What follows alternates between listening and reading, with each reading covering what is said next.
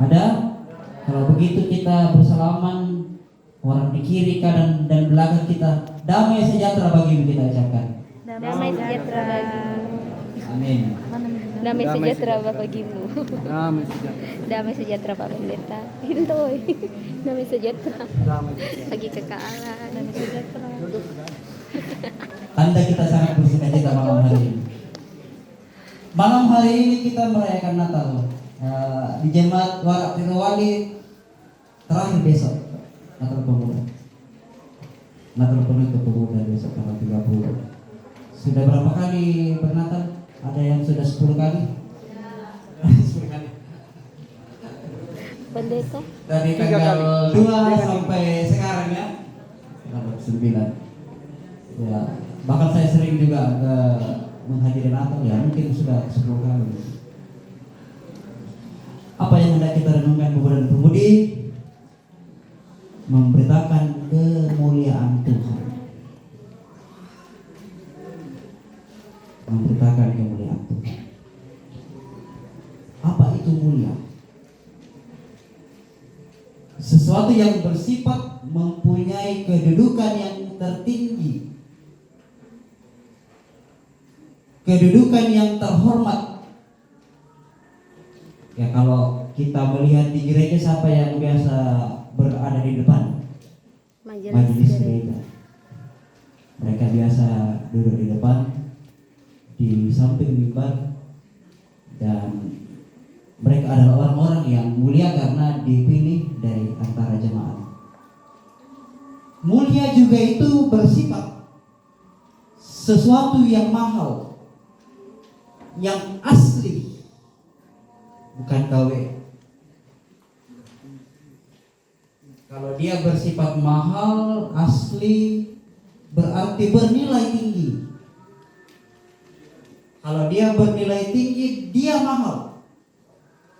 Ya, seperti emas, tas branded, ada ya artis yang pakai tas sampai 10 juta. Miliar malah Pak. Bagaimana itu tasnya 10 juta?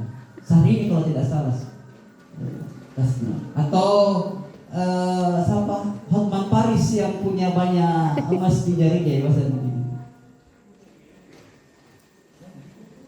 Jadi mulia itu juga bersifat keadaan sesuatu. Mulia juga berkaitan dengan orang yang baik budinya. Ia suka menolong, ia sopan, ia rajin membantu orang tua, berarti juga dia mulia dari perbuatannya, dari sifatnya, dari tingkah lakunya. Jemaat Tuhan, pemuda dan pemudi, ya sering orang mencari kemuliaan. Orang yang mulia berarti dikenal. Orang yang mulia berarti punya popularitas. Ya, sehingga kalau ada sesuatu yang ganjil, aneh, biasa diupload di mana? Di media sosial, di Facebook, di YouTube. Tapi kadang-kala juga ada orang yang mengupload sesuatu di YouTube atau di Facebook ya hanya karena demi konten. Ya, pura-pura lucu, pura-pura ada binatang yang aneh padahal bukan. Demi konten supaya ada iklan dan dibayar. Karena apa? Mencari kemuliaan, mencari ketenaran. Artis juga kalau sudah tidak laku, apa yang dia lakukan? Dia sering mencari sensasi. Mereka lebih suka mencari masalah supaya apa? Supaya terkenal. Kan kalau tidak terkenal, tidak dipakai lagi di TV. Jadi kemuliaan itu bisa bersifat baik, bisa juga bersifat negatif, tergantung orang yang memaknainya, melakukannya. Kemuliaan merupakan dambaan manusia. Siapa sih yang tidak sering dipuji? Ih, cantiknya tahu berjinah. Ih, gegahnya kau pergi Natal hari ini. Senang kan dipuji kan? Tidak ada orang yang tidak senang dipuji. Apa yang menarik dalam pembacaan kita, pemuda dan pemudi? Ada dua bagian hal yang diungkapkan oleh sang pemazmur. Ia memberitakan dua pokok. Yang pertama, ia menceritakan kemuliaan Allah di dalam ciptaannya. Yang pertama itu, dan yang kedua adalah dia menceritakan kemuliaan Tuhan melalui Taurat Tuhan. Jadi dari pengalaman hidup sang pemazmur, dia melihat kemuliaan itu di dalam Tuhan, dalam ciptaannya, dan yang kedua di dalam firman-Nya. Dalam pemahaman kita orang Kristen Protestan bahwa Tuhan menyatakan dirinya melalui dua hal, yakni pernyataan yang umum melalui ciptaannya. Jadi Allah menciptakan binatang, hewan, tanaman, dan lain sebagainya untuk menyatakan bahwa Dia ada. Dia benar-benar ada bagi kita. Dia bukan pribadi yang hayalan semata. Dia bukan pribadi yang tidak tampak, ia tampak di dalam ciptaan. Ada seorang pemuda ateis dalam suatu kuliah, dia berkata kepada seorang pendeta, Pak Pendeta, bisakah Pak Pendeta menunjukkan benarkah Tuhan itu ada? Ya, kalau orang ateis tidak percaya Tuhan, yang dia percaya dirinya sendiri. Lalu kata pendeta itu, anak muda, apakah kamu pernah merasakan angin? Biasa kan? Apakah kamu melihat bentuknya? Tidak. Apakah kau tahu dari mana ia datang? Tidak. Tapi pendeta itu berkata lagi, apakah kamu merasakannya? Ya, saya merasakannya. Demikian juga Tuhan.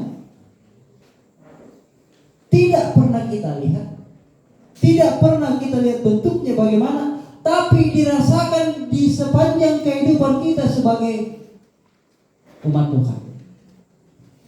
Bentuk penyertaan Tuhan itu adalah sekarang ini, saat ini.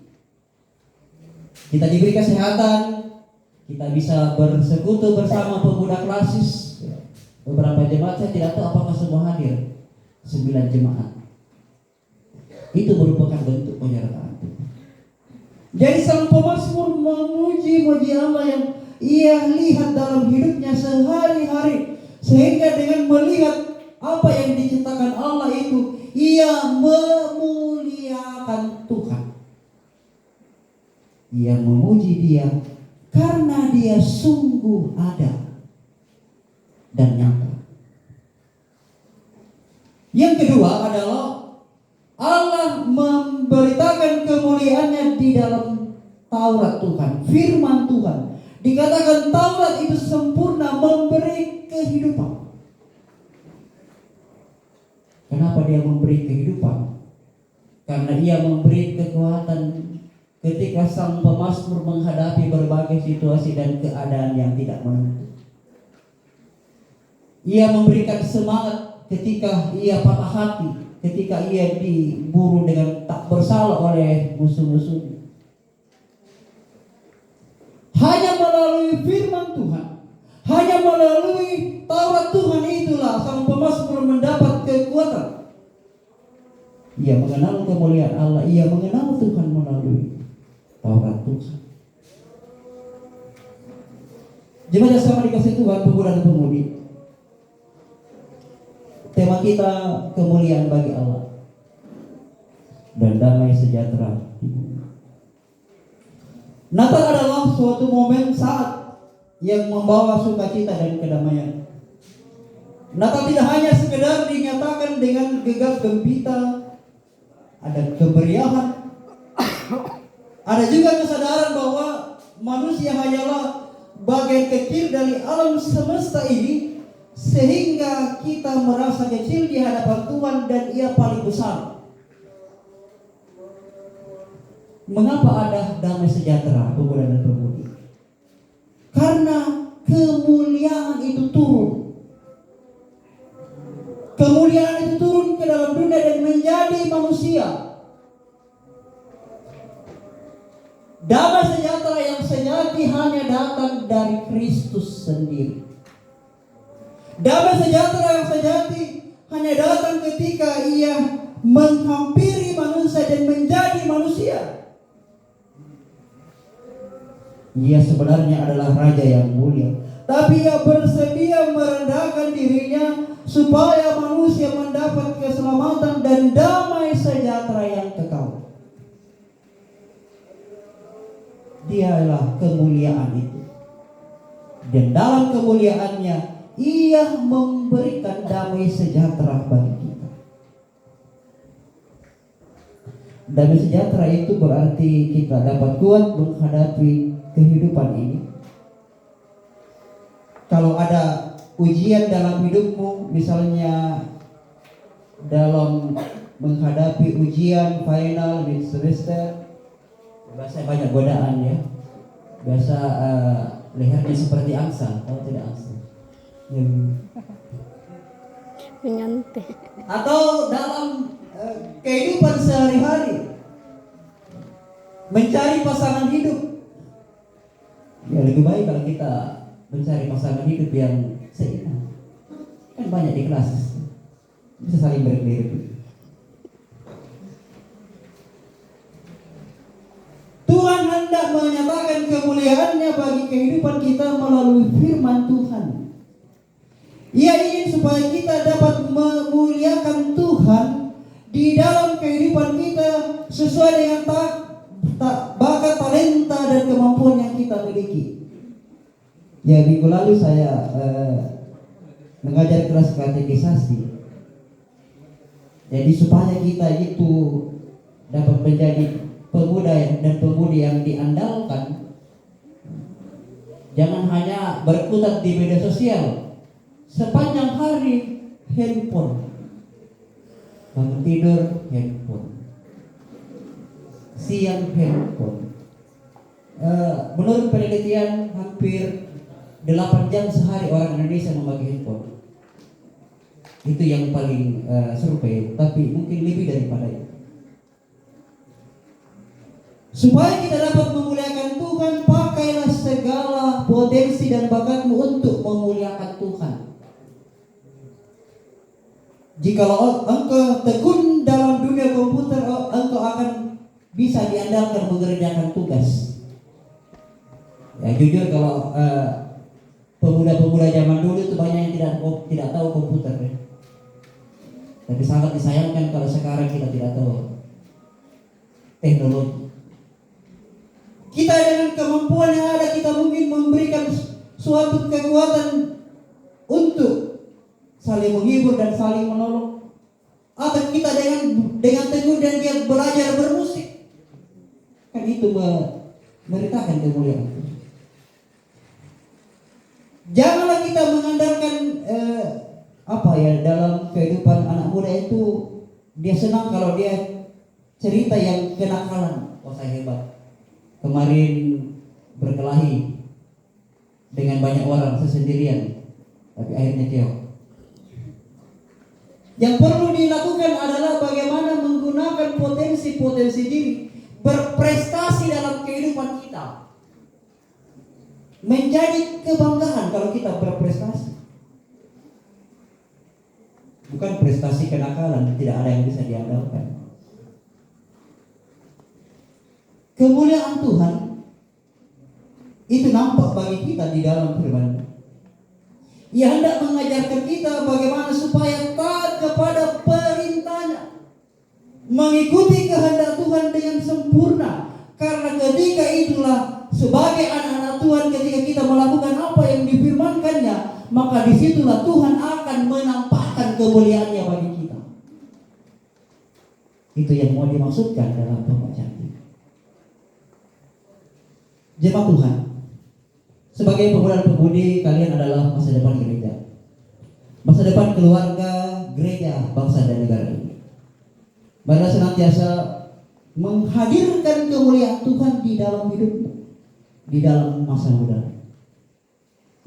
Ketika kita pemuda, kita akan belajar bertanggung jawab, melakukan sesuatu yang baik dan benar. Seperti panitia Natal yang saat ini bertugas bekerja, sudah bertanggung jawab. Ketika kita beranjak dewasa nanti dan berkeluarga, tanggung jawab lebih besar. Tetapi ketika kita dalam masa muda, mempergunakan waktu dengan sebaik-baiknya, tidak membuang-buang waktu, selalu bersama dengan Tuhan, selalu bersekutu dengan teman-teman seiman, maka disitulah kita akan semakin belajar dari hal yang kecil menjadi hal yang lebih besar. Mungkin di antara kita di sini pemuda-pemudi akan lahir pemimpin-pemimpin, dan pemimpin itu dilahirkan oleh karena tanggung jawab. Kalau saat ini pemuda tidak mampu bertanggung jawab dengan baik dan benar, maka jangan harap menjadi pemimpin yang baik di masa depan. Sekarang belajar bertanggung jawab, melakukan yang benar untuk kemuliaan Tuhan, bukan untuk popularitas diri. Bermain musik, talenta yang lain diberikan Tuhan, tetapi harus kita landasi dengan firman Tuhan, supaya jangan kita memuliakan diri kita, tetapi Tuhanlah yang kita muliakan. Tuhan telah memberi banyak bagi kita, muliakanlah dalam hidupmu, sehingga dalam masa mudamu engkau akan senantiasa hidup berkenan kepadanya, memuliakan Dia. Damai sejahtera akan engkau alami jika berada dalam Tuhan. Engkau tidak akan pernah takut, tidak pernah khawatir, tidak pernah gelisah kalau damai sejahtera ada dalam hidup. Kata Tuhan ketika para murid telah dibasuh kakinya, Dia mengatakan, damai sejahtera bagi akan kuberikan kepadamu, dan apa yang kuberikan tidak diberikan dunia. Apa itu damai sejahtera? Mereka tidak akan takut, mereka tidak akan khawatir menghadapi kehidupan, karena damai sejahtera itu diam dalam hati kita, yakni Kristus yang memberikannya. Mari dalam kehidupan kita sehari-hari sebagai pemuda-pemudi, memuliakan kasih Tuhan. Biarlah senantiasa kita memuji Dia dengan segala apa yang ada dalam hidup kita. Kita ini adalah ciptaan. Apa yang kita miliki sekarang adalah kepunyaannya, tetapi akan luar biasa di tangannya jika kita merendahkan diri dan taat kepadanya, sehingga dalam hidup ini kita memuliakan nama-Nya. Terpujilah nama Yesus Kristus kekal selama-lamanya. Amin.